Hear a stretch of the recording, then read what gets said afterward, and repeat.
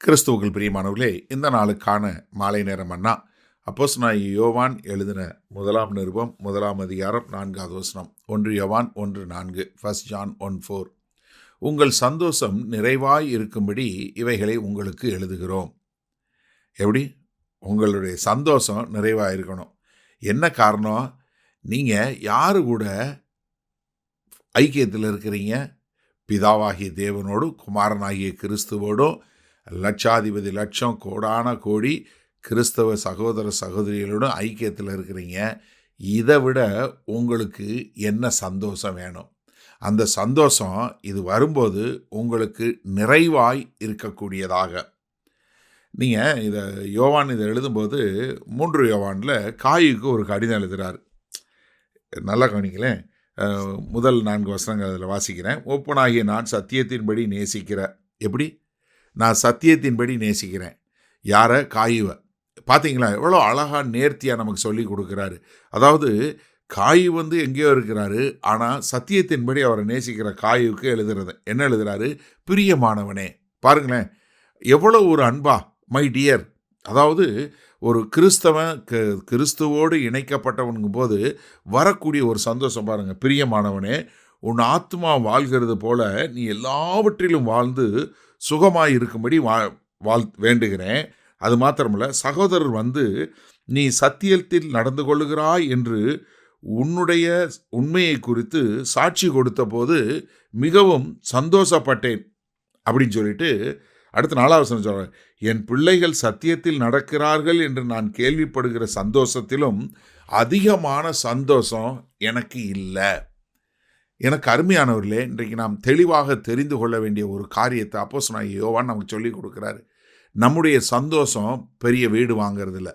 நம்முடைய சந்தோஷம் உலக பிரகாரமாக நீங்கள் பெரிய வெற்றி கொண்டவங்களாக வாழ்கிறதில்ல. நம்முடைய சந்தோஷம் உலக பிரகாரமாக நீங்கள் பெருசாக வாங்கின காரோ வீடோ, இல்லை நீங்கள் உலகத்தில் அச்சீவ் பண்ண காரியங்களோ, இல்லை உலகத்தில் நீங்கள் மற்றவர்கள் பெருமை பாராட்டும்படியாக வாழ்ந்து கொண்ட காரியமோ இல்லை. எது தெரியுமா மிகப்பெரிய சந்தோஷம்? நீங்கள் கர்த்தராகிய இயேசு கிறிஸ்துவை அறிந்து கொண்டு அந்த கர்த்தராகிய இயேசு கிறிஸ்துவுக்கென்று வாழுகிற ஒரு காரியம் இருக்குது பாருங்கள்.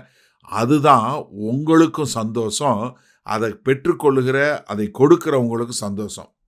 இது ஒன்று தான். அதாவது ரட்சிப்பு ஒன்று தான். கொடுக்குறவங்களுக்கும் சந்தோஷத்தை கொடுத்தோம், வாங்குறவங்களுக்கும் ஒரு சந்தோஷம் கொடுக்கும். அப்போ இங்கே என்ன சொல்கிறாரு? ஒரு சுவிசேஷத்தினுடைய உண்மை தன்மை என்ன? முதலாவது, ஒரு மனிதனுக்கு நித்திய வாழ்வு கிடைக்கிறது. அந்த நித்திய வாழ்வு கிடைக்கும்போது அவன் பாவத்தில் சாபத்திலிருந்து மீட்பு பெறுகிறான். 2வதாக, அந்த நித்திய வாழ்க்கையின் மூலமாக வரக்கூடியது என்ன? நித்திய மகிழ்ச்சி, நித்திய சந்தோஷம். அந்த நித்திய சந்தோஷம் உங்களுக்குள்ள நிறைவாக இருக்கும்படியாகத்தான் நான் இதை எழுதுகிறேன் என்று சொல்லக்கூடிய ஒரு காரியத்தை நம்ம பார்க்குறோம்.